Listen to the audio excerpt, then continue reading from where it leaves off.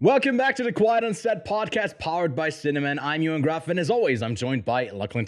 This week we are discussing upcoming trailers for new releases. When will the Star Wars spin-offs catch a break? And there's a Scott Pilgrim anime. Excuse me, Ewan, why am I only hearing about this right now? Excuse me? We'll get into that. I also watched the pretty abysmal Dungeons and Dragons films from the mid-2000s to prepare for this week's main thing that you'll get into in a second. I also watched Party Down Season 3 and Shrinking Season 1. And then we both caught up with Rye Lane and Tetris. We'll briefly get into that, but if you're interested, we also got a main review for that out on the channel, so go give that a watch as well. And Ewan, by watching all of the trash Dungeons and Dragons movie, leads up to us watching the latest Dungeons and Dragons Honor Among Thieves. We'll get into our thoughts very shortly. Exactly, so let's cue up that intro and get into the show. We are professionals. This is a professional podcast. Yes. Breaking Bad and Better Call Saul. Hello there. Which actually, did you this get is gonna me a be hat a as bit, well? Yes. So I've got Dooncam. It's just a camera with my Dune steelbook. Yes, welcome back, Lachlan. It's an exciting week for the news again. Some really fun things to talk about. And then D&D. I don't know if you've ever played it. We'll probably get into that a bit later on. For those of you who aren't sure if they want to check it out, I think it's a fun watch. I think it's a pretty good blockbuster. So go give it a try. We'll be getting into our full-on spoiler thoughts later on. But let's have a look at the news first. And something we haven't done in a bit, Lachlan, is taking a look at a few trailers. We'll kind of talk about them collectively. So we'll chat about the new Pixar trailer for Elemental.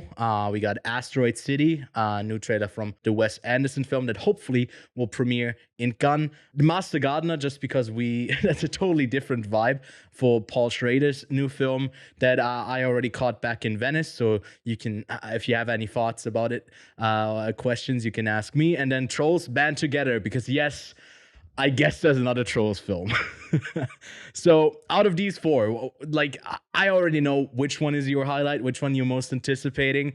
So let's talk about that one first, Lachlan. Well, what do you think is my most anticipated? I think on the count of three, because I might have a little bit of a sneaky one for you here from the trailers. Oh. Ready? Okay. On the count of three, you do the countdown because your delay is better than mine. 3, 2, 1, Asteroid City. Trolls Band Together. Oh, really?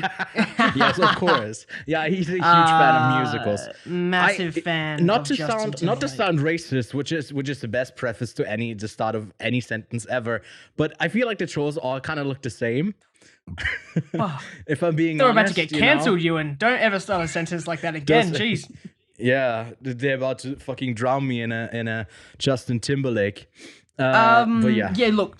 The trailers from this week, out of those four that we're discussing, surprisingly, the one I was probably most curious about was Elemental, because it's one of the only few that I was like, from the recent insert object has feelings movies that are coming out of Pixar. Pixar recently. That one seems like a little bit of fun. But you know what? Asteroid City is going to be my number one because I'm such a huge Wes Anderson fan. I love everything in the ins and outs. I know you and I are on the same page with The French Dispatch not being as strong as his previous works.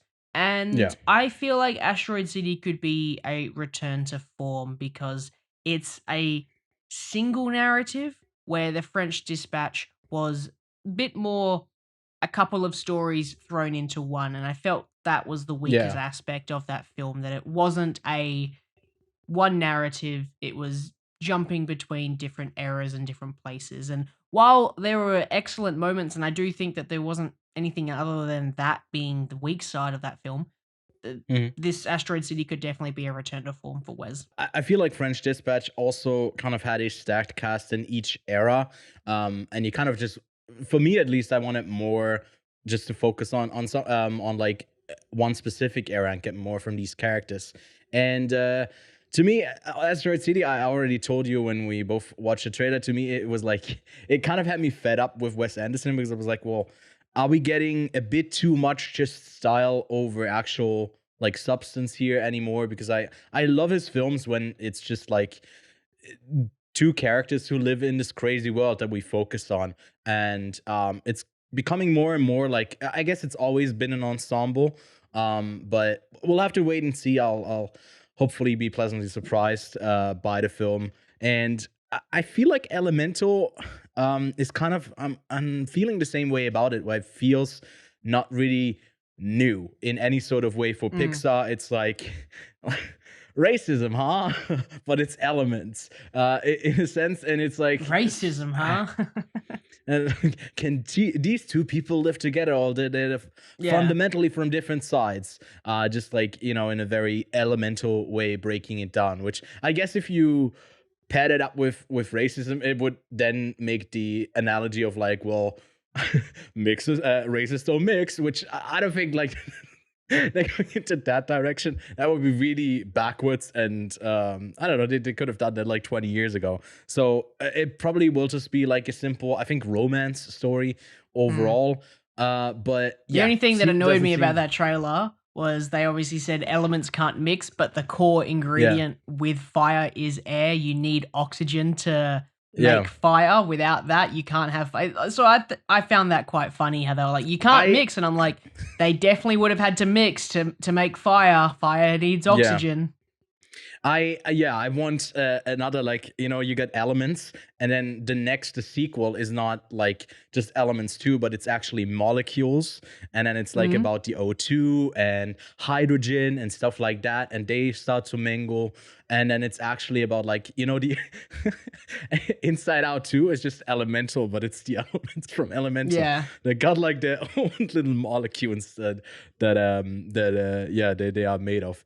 No, we got better ideas than Pixar, because it seems like they are playing it safe. Although it does look stunning. I mean, the visuals, you can't really criticize those. They look amazing. Trolls band together another sequel, and then Master Gardener, I think is like, out of the last three films from Paul Schrader, probably his weakest. I kind of like the Card Counter, and then First Reformed is definitely the strongest. And this is like a similar type of story. I went into the film not knowing anything about the plot, and I feel like if you're just a Paul Schrader fan and you haven't watched the trailer, don't go watch the trailer, because it gives away a lot of the stuff that isn't like there at the start of the movie. And if you don't know it, it feels like a reveal, and they already revealed that in the trailer. And I feel like it takes away a bit from what he's trying to do. But I don't want to say more than that. Lachlan, you seemed really excited about Scott Pilgrim being adapted into an anime series. So yes, yeah. Should you not be excited? Come on, that's like so much fun. Yeah. And I'm reading through the article now, and it says that the cast is coming back. Yes, Chris Evans coming back. Karen Cogan. Oh my! Like, everyone's coming back. Yeah, everyone's coming back. The band is coming back together, literally. And I guess, the good thing about Scott Pilgrim is that, yes, it is a movie done by Edgar Wright, done very well, but it's also based on a comic. So you can do something different that doesn't feel just like you're redoing the same thing, but you're actually having another unique twist and approach to, I guess, adapting the story again. So I'm actually not opposed to this. I feel like this is going to be quite fun to see. And also labeling it as an anime, not an animated series, but an anime. I know there's no big difference if you, in the grand scheme of things. If you tell that to anime lovers, they probably gun for my head. But I'm putting a gun to your head. You should not say that. You're trying to get us canceled this episode. But it's Scott Pilgrim anime, but it's not a manga, right? So it's not an anime, technically. The style could definitely will be anime. Right. Well, then it's just an anime style. But then, like, but I don't know, what's the difference then between cartoons? We should probably not get into this argument, because people are not gonna like that.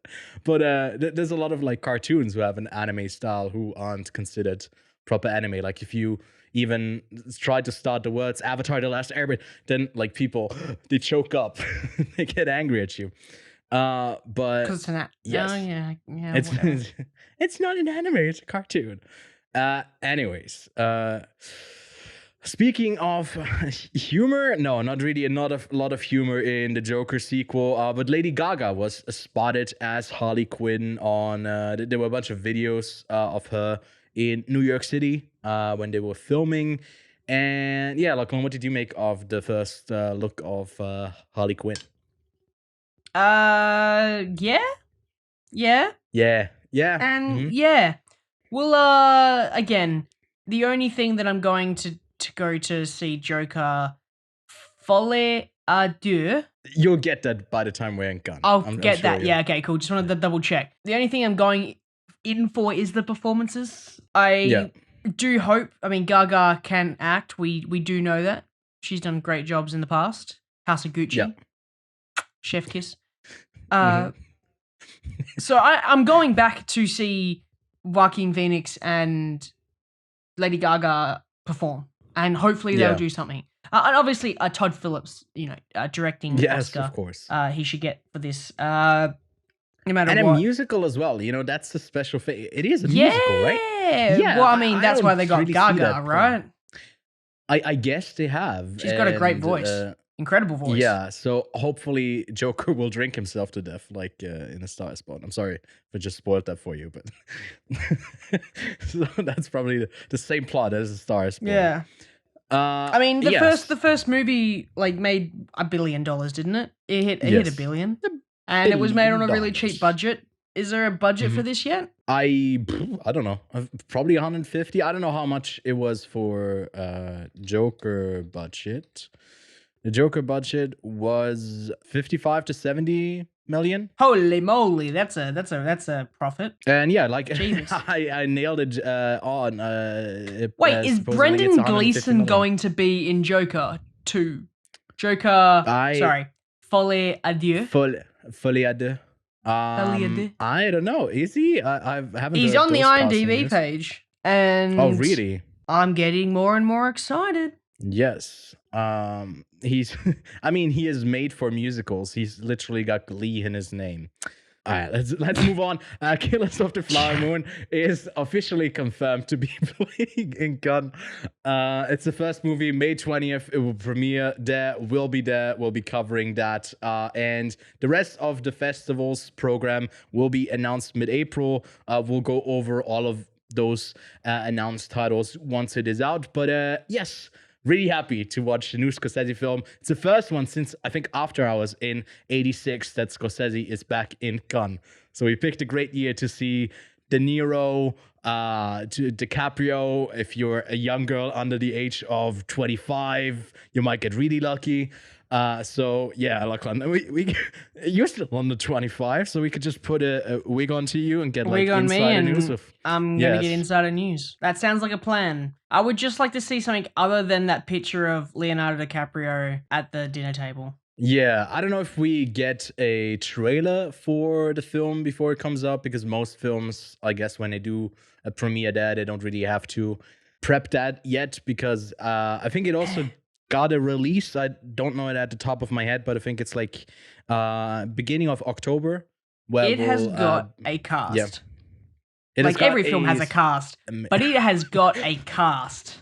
DiCaprio, De Niro, Gladstone, Plemons, John Lithgow. Who else have we got? Fraser's in it. Brendan Fraser's in it. Oh my gosh. Scott Shepherd. Hey, I know him. He was in The Last of Us. An impressive cast. Oh yeah, and I was wrong last week when I said like, oh yeah, I think Killers of the Flower Moon is the longest film he's made. I was talking about Oppenheimer. I mixed that up. Nolan's film is going to be the longest he's made so far. And I was going to say this: Killers of the Flower Moon is currently sitting at 3 hours and 20 minutes on IMDb. Really? Oh, well, never mind. Then I guess that as well. Jesus Christ! Oh my God. We don't. Well, I mean, we don't know. We don't know. But like right now, IMDb is saying. I don't know why they would list it. Probably pretty done, because it was supposed to come out last year, right? So I think they're just sitting on it now, and they're probably pretty much done with it. But yeah, looking forward to that. Speaking of things, well, in contrast to, I guess, people gaining stuff, there's another Star Wars director that is leaving the project. David Lindelof is not working on the new Star Wars movie anymore. I think they were pretty far along with... His name's Damon? Oh, Damon. Did I say David? Yeah, no. But he's also not the director. Damon. It's Lindelof. It's David Lindelof. It's the screenwriters. Damon. Wait. Lucasfilm top secret Star Wars movie to be directed by Shireen I'm not talking about his dad. Kinnoy has lost its screenwriter Damon Lindelof and Justin Brett Gibson. Yes, both of them are parting ways with the project, and it's just in a long line of directors who have at some point been attached to a Star Wars movie, and I guess not on anymore.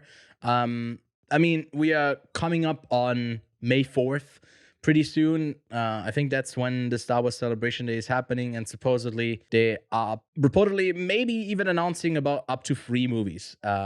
So yeah. Maybe a bunch of stuff is coming, although they don't seem to have it together. What's a bit more exciting, though, is that on a smaller scale with a series called Skeleton Crew, we have both the Daniels directing episodes and David Lowry as well. So some really talented people working behind the camera, just, I guess, on the smaller scale for Star Wars. So thought, here's my idea. They obviously don't know where to go with Star Wars because they've got both movies and TV shows that they're shelving and they're putting series away. Hear me out, Ewan. This is going to be a bit of a tangent, but I'll make it quick. Star Wars content made for TikTok. What do you think? I reckon you'd make a killing in a Samsung Galaxy far away.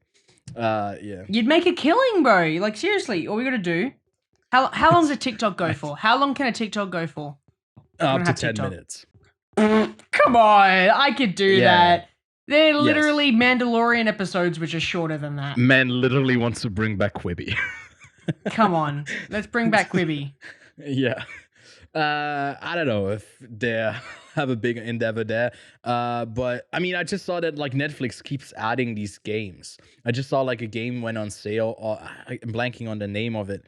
But it was out on like Steam for like $15. And then I saw a trailer from Netflix like, now play it for free with no ads, with no extra money spent. You can play this on your smart TV. So there are some odd endeavors that some of the streaming services are willing to go down. But yeah, what you are saying essentially, if I'm picking up what you're putting down, is more short form content from the Galaxy, maybe stuff that is not just tied to a big old trilogy that we have to do in some sort of way, and get as far away from the Skywalkers as we possibly can. In my opinion, because I feel like we haven't covered it yet. I feel like the latest Mandalorian season is leaving me a bit cold. If I'm being honest, I'm not really too interested in the series anymore. If I'm being honest, again, still I'm not even watching it. Yeah, he's not even watching. Are you planning to binge it once the whole season is done? Or? If I hear anything good from it, yeah, but I have no interest to go back in. I watched the first episode. How's that? I watched the first episode, and I think I'm halfway through episode 2, but I have no reason to watch it. There's no story that's kept me engaged. I think it's just been a little bit. It hasn't been too long, but yeah, I just haven't got any reason to go back into it. I don't know what it is. Yeah, I praised it for kind of not dwelling on certain subplots too long, and then immediately after I said that, the next episode was like, subplot heaven, nothing's happening, and it's like okay, I don't know if I'm the biggest fan of that.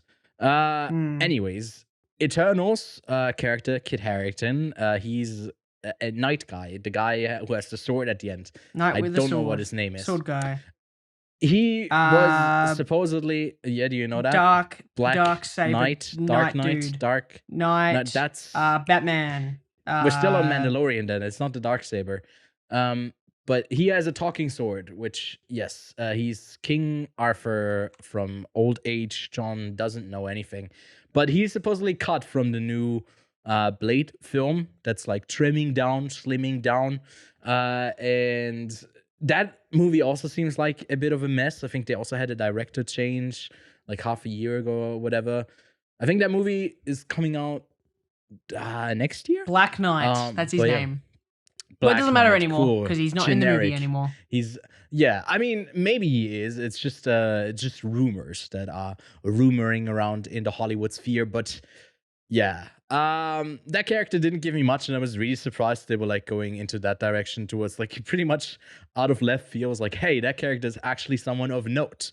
And I think they're also probably scrapping a bunch of the other Eternal stuff. I know that there was a sequel planned. They set it up, and I don't know if they'll continue after that movie being kind of a flop. But then I think it didn't do well on in theaters at all. But then I think it was consistently up there as one of the most watched things on Disney Plus. So, you know, people still caught up with it. But I feel like the MCU is just like big enough that people just kind of, there's enough people who want to see everything, even if they don't like it. So I don't know if that's an indicator of where to go next, because it's still kind of a blind audience that just goes to see most things that come out. Speaking of things being shelved, yet again, Disney is just like this is all Disney, I guess. They are focusing less on, I guess, Indiana Jones, which is also under the umbrella of Lucasfilm, and instead want to focus on Star Wars. So a Indiana Jones series that was in the works is also probably going to be shelved as well. I don't know who it would have featured, probably not Harrison Ford, but yeah, we are not getting that. And then finally, a small little update on Jonathan Majors' arrest. It's still kind of vague, I guess, but it seems like it's a bit more cleared up that he wasn't in the wrong, but it's still just on the side of his lawyer, basically saying what the woman said, who was allegedly assaulted. So it's still like, I don't know, I guess we are still waiting on this to be like legally for sure be cleared up, but it seems like there might have been some sort of misunderstanding. I'm still a bit reluctant to say like, okay, that just makes perfect sense. But from what I read, it just seems like the police did something wrong in that instance, and not actually Jonathan Majors. But yes, hopefully he'll be cleared. Hopefully he's not a terrible dude. I'd love for him to be redeemed in the public eye and in my eyes as well. But yeah, that's it for the news this week. Lachlan, are you ready to get to what we've been watching? Yes.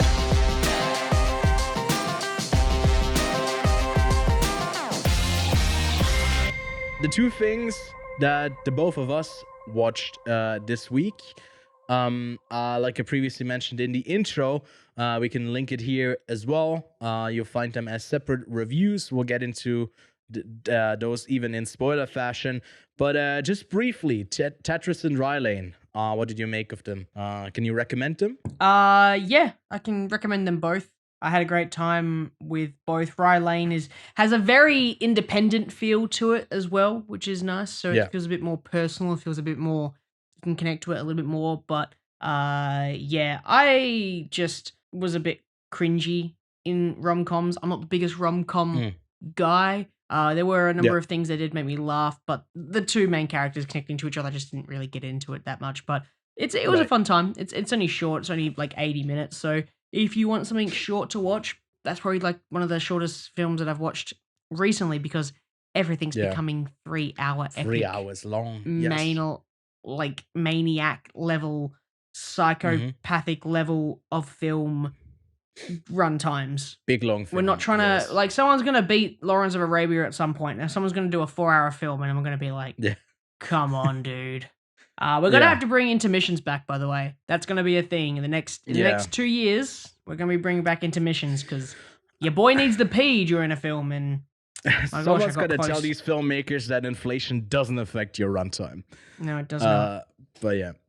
Tetris, on the other hand, was a lot of fun. Does it count, Ewan? Let's open this can of worms. Does it count as a video game adaptation? I would say no. But it's already listed on some sites as like, hey, this is not a pretty good video game movie. I think it's just like because for some reason, I think Pixels is a video game movie. Yeah, it's trash. It's trash. I think it's not trash. It's all right. But it's so not about the actual game, really. I don't know. It's hard. It's just, I mean, Moneyball is also like a sports movie. Obviously, it's a lot about sports, but it's also about everything else. No, it's a bit more tied to it because this is more like a business political thriller than it is. But it's all about video Tetris. Game movie. No, don't you dare take that Moneyball example away because that was the example I was going to be using. It's a sports movie. This makes it a video game movie. So okay, I guess that's fair. Tetris will go down as one of the better video game movies. Also, Die Hard is a Christmas movie to make people mad. But yeah, that's what you watched. That's what I watched. We'll get into that a bit more in those separate reviews. And then I caught up with the Dungeons and Dragons movies. And having done that, I gave 3 movies a 1 star. And I don't know. I don't know why. Why? Those movies are really bad. They're not even entertaining. They just kind of suck. And the movie we're about to talk about is way better in that regard. It can entertain. It looks flashy. And those other ones kind of looked a bit dull. It had some really strange characters. Like one of the villains or like a henchman of the villain becomes somewhat the main character or whatever in the next one, although in the first one he's thrown up like multiple 100 feet high, like a really high tower. He's thrown up a really high tower, and then he's just back in the next one. I don't know if I completely got something wrong in the plot because it was really messy as well, but that's the Dungeons and Dragons movies.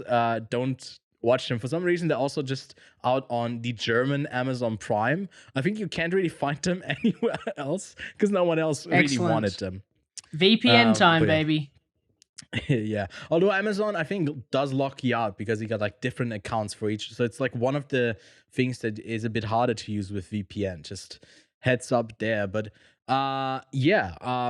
off a recommendation from Intercut host Zach Shevich, I ended up watching the first 2 seasons of Party Down, and then they had a 3rd season run after 10 years after the series concluded its first run, and it had only a 6-episode season.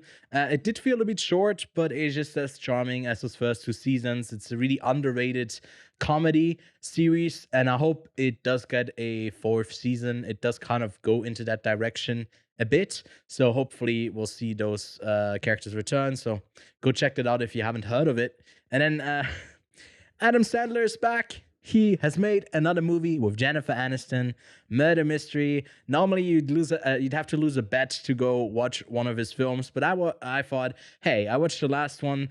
Let's just watch this one as well. And it was slightly better than the last one, in my opinion, but only marginally. It's still a really dumb movie that's really not my type of humor, not my type of style, where everything's like loosey-goosey and we are so silly and people are dying. And that's the whole comedy of the thing. Not a big fan of it. So stay clear of that over on Netflix. Then for some reason, I guess this movie hit in theaters, but also on VOD at the same times. Mummies, pretty terrible animated film. Also stay clear of that one. Can't recommend it. I finished Key and Peele.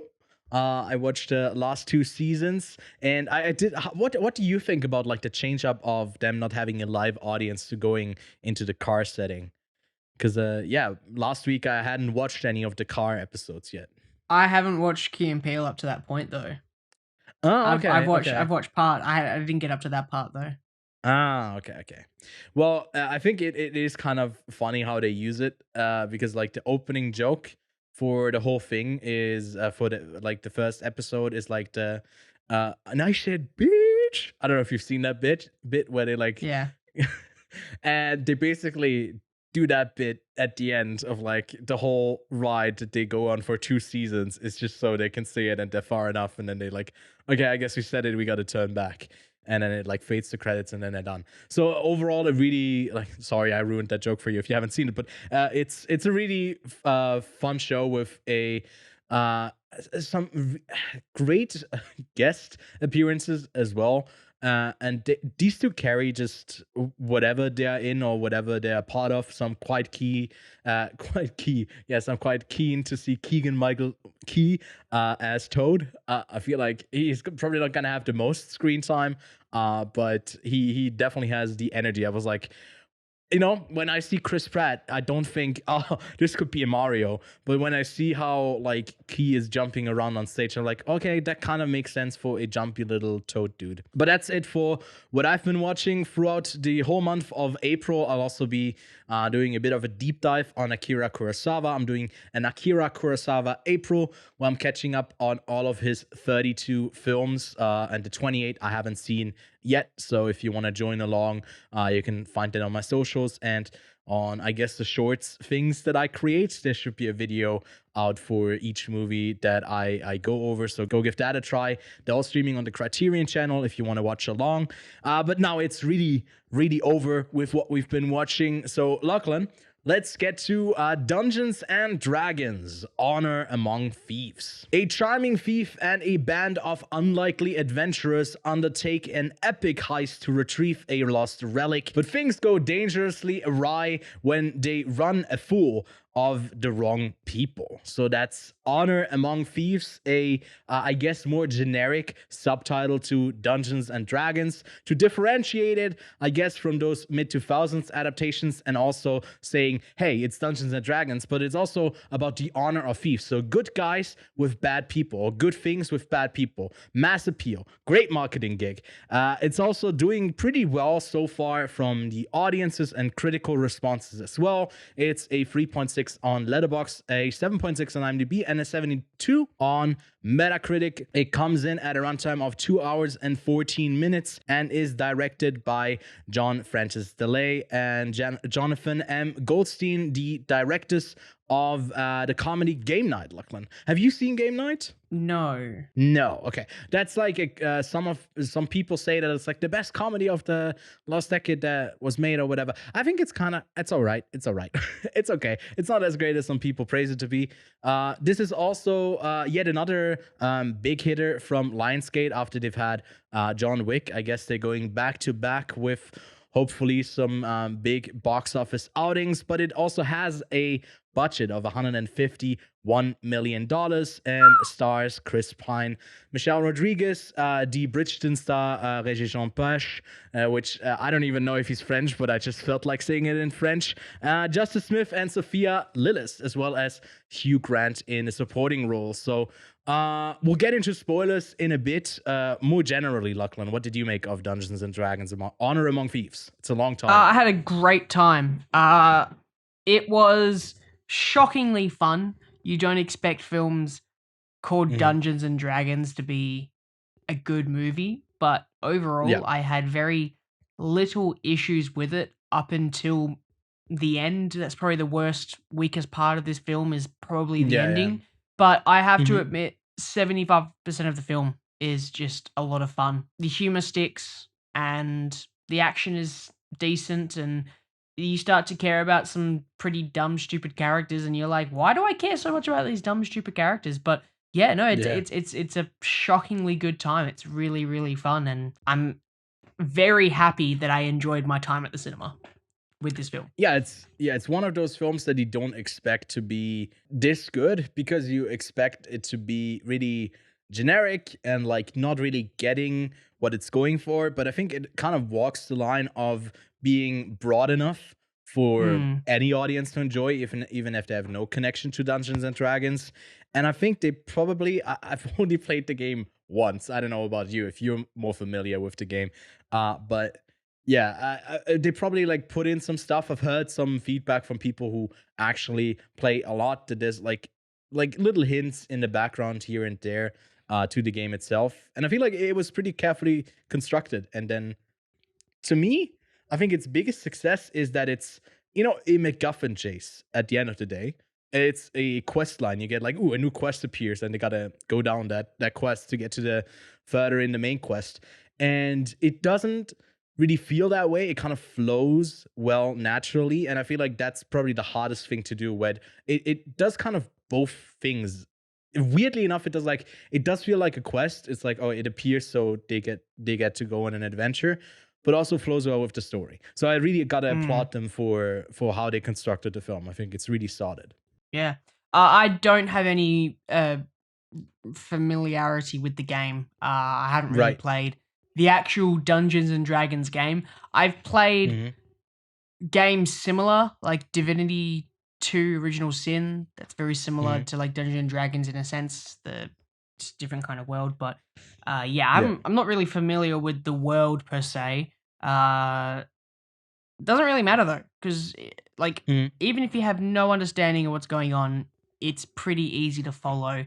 They're name dropping a lot of stuff that I kind of knew. They said Baldur's Gate a number of times. I've never played the games, but I do know that's another very, very similar style game. So yeah, like you don't have to have an understanding of Dungeons and Dragons to go enjoy this film. You can still have a great time watching it. Getting into the characters without, I guess, getting into specific spoilers territory. I don't know how much we actually have to talk about spoilers in this, because it is not really that spoiler heavy of the movie, because at the end of the day, I think it is quite generic on how it approaches the characters. It's just the dynamics that kind of work well, and somehow the humor.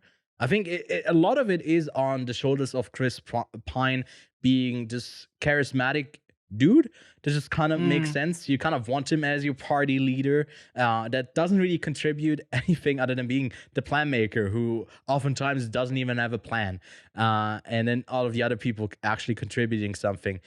So I really enjoyed him in the role. What did you make of him, or what was your favorite? Well, character? He doesn't really have a job, as he says in one of the scenes. He's the plan guy, and they have no use for him, so he has to be charismatic. Chris Pine definitely is the glue that holds this film together, because he's the one who's witty and fun and enjoyable to just keep watching. It was good to watch him in this, because the last thing I saw him in was Don't Worry Darling, and obviously that was a shit show. Even though I love Chris Pine and he did a great job in that, you could kind of see he was having a bit more fun in this role, and it just seemed like one of those roles where you can see actors actually enjoying their time. So yeah, I was very happy with interjection. Do you think this is pretty much a Ryan Reynolds role, or do you think it kind of stands apart from it? Is it different in any sort of way? As in, could Ryan Reynolds step in and just do it? Exactly. Is it generic leading man with charisma leveled out at level 100? You know? Yeah, of course. Right. Okay. But I'm glad Chris Pine can do it as well, and it's not just Ryan Reynolds all the time. But yeah. I think some of the backstories to some of the characters, I kind of would have liked for some of them to stay even more surface level. I kind of didn't need a backstory, at least as extensively for him. I feel like as a main character, you are treated with that. Probably it's because I'm not the biggest fan of the child actress, who's pretty much cast in everything. Here we go. Ewan, you've got to stop hating child actors, man. You just see a child actor and you're like, fuck that kid. That kid fucking sucks. No, Frankie Corio, the kid in Fablemans. There's a lot of like good examples, but she gets cast in literally everything, and I think she's not great. She just doesn't work for me at all. And she's done a lot of things. I think, yeah, she was in the new, like in 65 as well. I saw her, and she was in Avatar. I didn't see her in Avatar. I guess she wasn't really in Avatar. She was, well, I guess she also hasn't been in that much if I look at her IMDb, but just whatever I've seen her in, I'm like, just doesn't work for me. So I was like, by that, I was like, I'm not trying to hate on this character. I just want to see less of her. And unfortunately, she's mostly, for most of the movie, she's paired up with Hugh Grant, without getting into spoilers just yet. And it's just, I don't know, it lessened the impact for that character. Well, what do you make of Hugh Grant's performance? Because I loved it. Of course, it's Hugh Grant. He's great. Yeah, he's amazing. And it's the same for Chloe Coleman. She was great too. Didn't hate her performance, but you just clearly want to shit on. You're just like, funny enough, Ewan, when there was a sad scene and Chloe had to cry, I didn't see that much emotion come from her, right? No, I thought this is an eye drop moment. Hang on. I'm gonna get to that, Ewan. So I ignore her because Chloe is a child actress, and you can't force a child to cry. You just gotta kind of tell them how to do their job. Chloe is what? I'm not trying to actively hate on her. 16? It's just that 15? She's 16, 15, and in that scene, I was like, I'll ignore her. I'll go look at someone else in that scene, right? Yeah. But I knew, Ewan, you would have been sitting there and watching the movie going... Furious. Fucking little child. God damn it. Stop that. Acting. That's terrible acting. And I'm sitting there, I'm like, Ewan's hating this right now. I know it. But I didn't hate it. You don't have to hate her, Ewan. That's predictable. Yeah. Again, I feel shit on Chris Pine. Like, you won't shit on Chris Pine, though, He was great, though. I think Justice Smith is just okay as well. His character was more engaging than his performance. Okay, what about Daisy Head? Who's Daisy Head? She's Sophina. The villain character. The most blandest villain ever. It's like straight out of For the Dark World as well. It's just like the dark elves again. She isn't great. I think that's the whole thing about the final part of the film. Do you want to get into spoilers so we can talk about her? Might as well. All right. Spoilers. I didn't like Chloe Coleman's performance, but it's fine. It's fine. Ewan hates acting. kids. Do yes. Yeah. I just recently quit a job where I don't have to work with kids anymore. So yes, I can say that now. No, I want to continue down that line with the child character. I think you don't need to have that for Chris Pine. I think it's a tag along thing of oftentimes you see he's a father character that has to do something for his family, so you got a shortcut to make him engaging, and I feel like this character didn't really need that. Obviously it was the catalyst for the quest of the MacGuffin, what all catapulted this into existence, but it also kind of jumped around at the start, which I didn't really like that much, although the prison escape was a lot of fun. I want to tag along with Jonathan as well. Jonathan. That was a great scene. I like how they call back to it with Hugh Grant at the end of it, where it's there's no window anymore. They close it down with Jonathan. But Daisy had Sophina, I guess dark elf. I don't know what race she would be. Was kind of a bland character in the back of you're not paying attention to this character, but she's actually the big bad in the background. And then her evil quest of making everyone I don't know. A zombie? Like her. A zombie? Yeah, I guess a zombie. I don't know. What wasn't really hitting hard for me. And I think it would have been, although it's a big studio adventure blockbuster, I would have loved for them to, the whole thing unfolds and they've escaped and then they just go. But I guess it's just heroes in a normal story, and they can't really do that type of joke where thousands of people die. But yeah, I think sometimes I don't think that would land too well, Ewan. Yeah, but like I said, I hate You'd love children. You'd and love I hate people living. I just wanted to see them die, all die. My favorite movie is Synecdoche, New York. Yes, everything is miserable. No, I think this was so much fun overall. I think everyone kind of comes together, at least in that core group, and I like the dynamic that Zenk or whatever he is brings in with basically being a leveled out character that's maxed out everywhere. He doesn't have, although he doesn't have the social skills, he's I don't know if that's a skill that you can have in these games, but I guess charisma is the one that he doesn't have. Social awareness. What do you think about the visual look? Because it definitely did have some shortcomings of, I guess, a big blockbuster when it comes to the CGI, in my opinion. As much as I wanted to shit on the CGI, there was so much practical stuff. Yes. Which that was great. The costumes.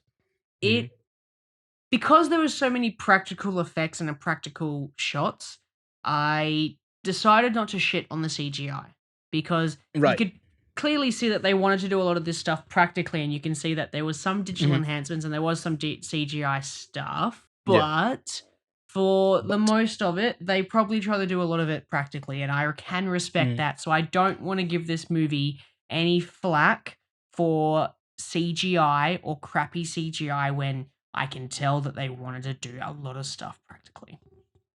That is fair enough. I feel like for me, it was mainly in Doric, Sophia Lillis's character, where some of the CGI transitions from the different creatures didn't flow as naturally and kind of were a bit more fantastical than I guess what was the groundwork of that world.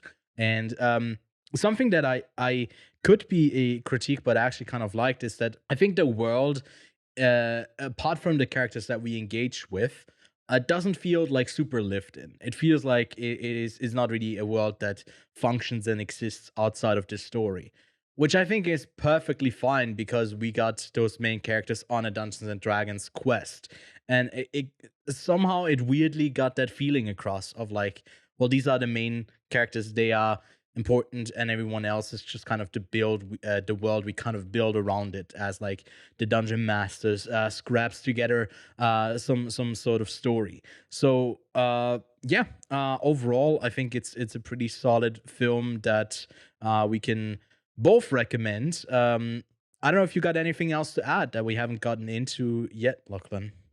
I don't think there's a whole lot to get into with this film because it's just a fun ride. It's so simple and it's fun. It's a roller coaster ride. Scorsese would have loved it. Do you think it will do well commercially? I hope so. I think it will do well. Has it got a China release? Because if it has a China release, it will probably do well. I don't know. In China, I feel like they eat this kind of shit up, especially because it's based on game in a sense, at least a tabletop game, but more importantly, it's got some video game adaptations that are very popular. Are you fact checking it for me, Ewan? Are you checking if there's a China release? I am checking it, and only one side has it, and said like it's looking like a premiere that similar to Shazam 2, which wouldn't be great. That's not good. No. Hey, I think this film is better than it is Shazam releasing 2. in China, though. For sure, yeah. I think it's way better than Shazam 2. I think that, look, it's only been, what, we're recording this on the Sunday, so it's only been one weekend. We can't, you know, expect everybody to think that, you know, people might think it's an April Fool's joke, you know? That, oh, look, there's a Dungeons and Dragons movie. How funny is that? April Fools. By the time this comes out, it's not April Fool's anymore. It's quite, but yeah. I think coming off a $151 million budget, it does have to do quite a bit of money. So I don't know if it will be like a big hit, especially with next week coming, both Air and the Super Mario Bros. Movie coming out in the States. So it kind of takes up the older audience, the dads, and then the dads going with their kids as well. It's just a lot of dads in the theater. And this would also be kind of maybe a dad movie. So I think it definitely goes for a broader appeal. But I think it's not going to do as well as I would love. I was about to say like it's a mid-budget film. It's definitely not with 151 million. It's God, no. I mean, this is more expensive than John Wick 4. It's got like 50 million more in the budget over John Wick 4, which is a bit crazy. I guess it's just a lot of the CGI stuff. Yeah, a lot of the costume and makeup. But yeah, hopefully this will make a return. It's the type of movie that we see less of in recent years. So, what do you have it as a rating for Honor Among Thieves? For me, I am giving it a nice, clean 3 out of 5 stars on Letterboxd.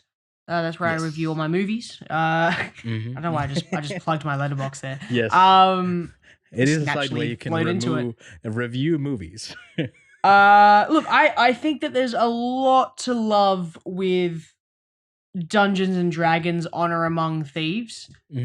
Number of it is got to do with performances and the core group. They're quite fun. We didn't even talk about Michelle Rodriguez. She's so much fun in this film. She's so badass. And also the name Honor Among Thieves has the words Among Thieves, which is Uncharted 2's tagline, which is one of my favorite video game series. So I got very excited. That's a great connection, isn't it? Video game movie. By our standards, then it's a video game movie. Oh, God, don't get me started on the video game adaptation movie of Uncharted. That's too much. That's too big of a can of worms to open. I think that you should go and see this film. It's actually a lot of fun. It's surprisingly a lot of fun. I thought John Wick was going to be the #1 movie of the year that entertained me. It still is so far. Dungeons & Dragons is not beating that. But Dungeons & Dragons made me laugh more times than John Wick 4 did. So what's the better comedy, John Wick 4 or Dungeons & Dragons? It's going to go to Dungeons & Dragons, you know? So sure, it doesn't have the same kick-ass action, but it is still a lot of fun in a different kind of way. So that's where my 3 out of 5 comes in. Ewan, you are going to predict, you're going to give it a, oh, here we go. Oh, you're doing the eye roll thing from Dune, you know, the human calculator dudes. Yeah. Ewan, calculate how much it's going to cost me to get from Australia to Cannes. A lot of money, Lachlan. So much money. Yeah, so much money. Oh. Ewan, what's your score? What's your score? Please subscribe. I'm giving it a 3 out of 5 as well. Yeah, that's fair. Fun ride. I liked it quite a bit. We haven't really gotten into, I guess, Justice Smith's character as well. Simon, which he's a struggling magician. Too bad. We're not going to get into it now.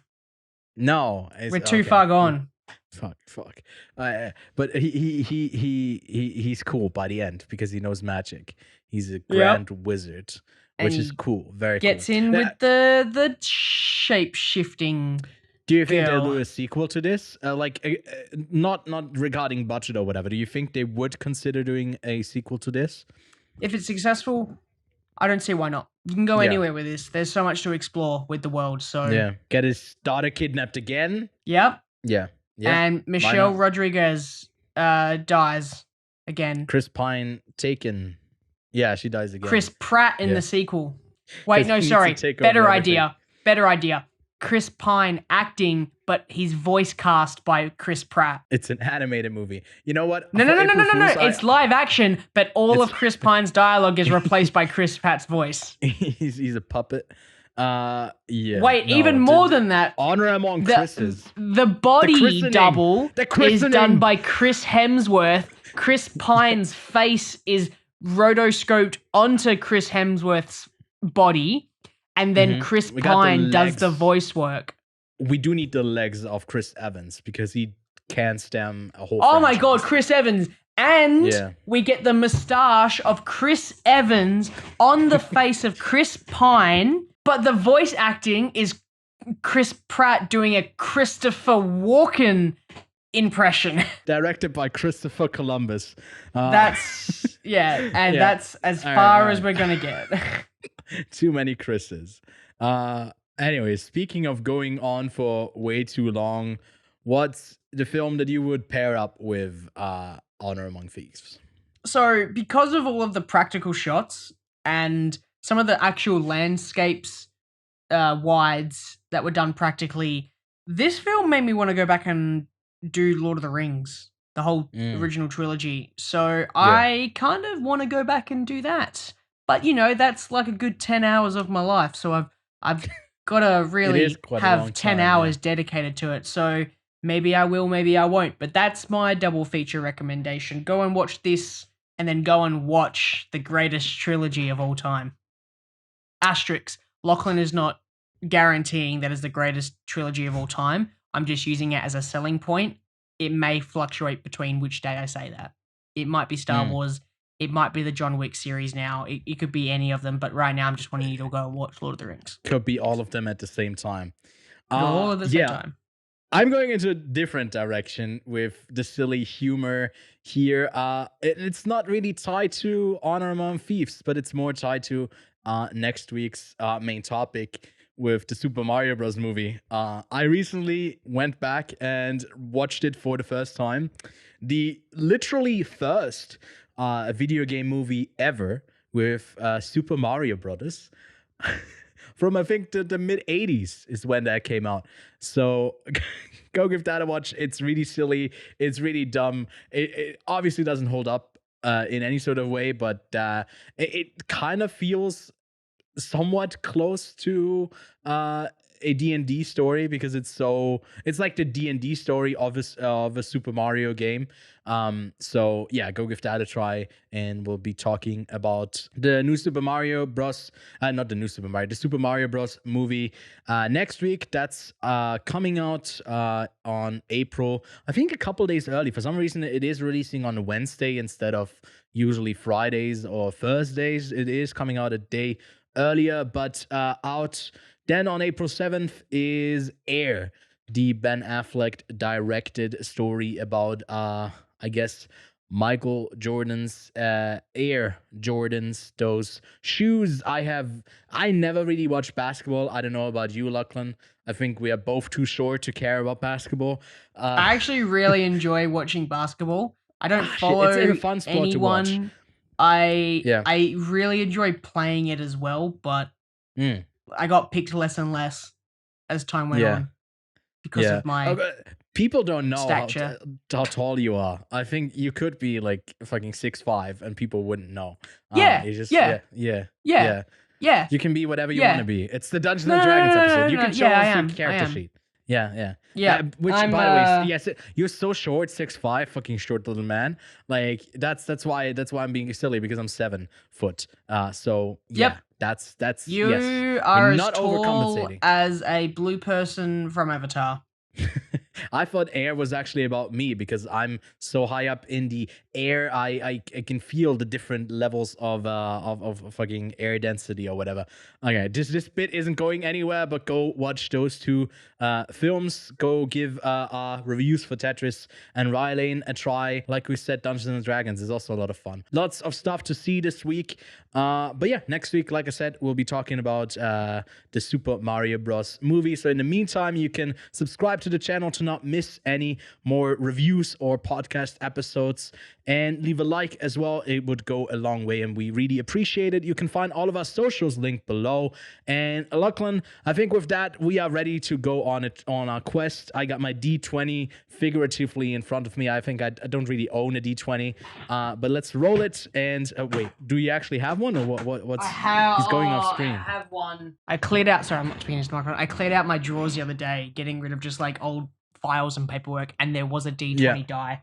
I don't know where it is. Well, figuratively, we're rolling it on. Hopefully, I don't know, a D20 on moving on to the next week's show. So we'll see you then. All right. Bye.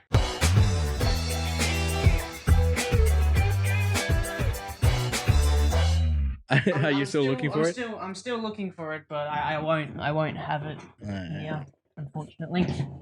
You know, I do have my chainmail and tunic hood. What is that? So random.